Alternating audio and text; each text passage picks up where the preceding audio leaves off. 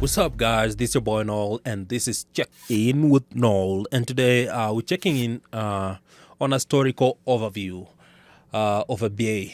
So Abyei is a border region between Sudan and South Sudan, as we all know, and it's traditionally inhabited by the Ngok Dinka subgroup that is comprised of 9 subclans. So from at least the 18th century, the Ngok Dinka lived around the Kir or the Bar al Arab River, relying on the cattle, seasonal migration, and trade.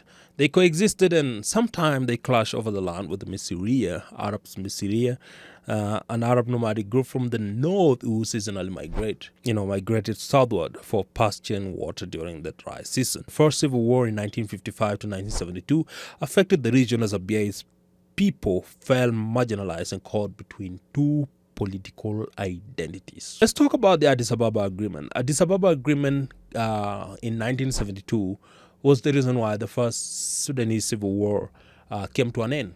It actually brought in the solution for the war, and the agreement ended the civil war, and it provided provisions for a referendum in Abyei to decide whether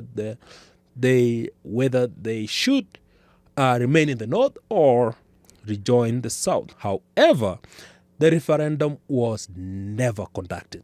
It was decided on paper, but was never achieved. So this one deepened unresolved question of Abyei final status.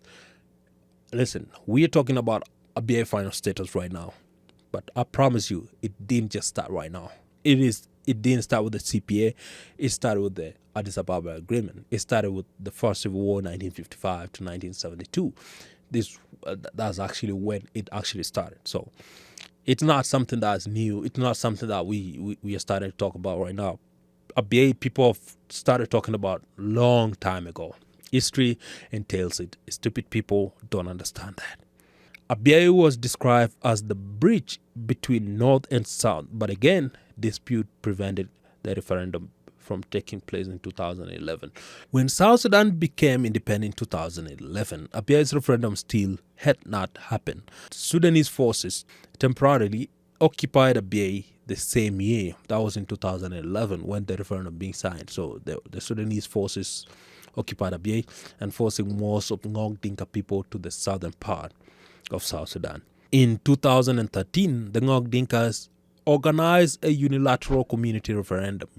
So Abyei people went, or the Ngok Dinka people went to the ballot. More than 99% voted to join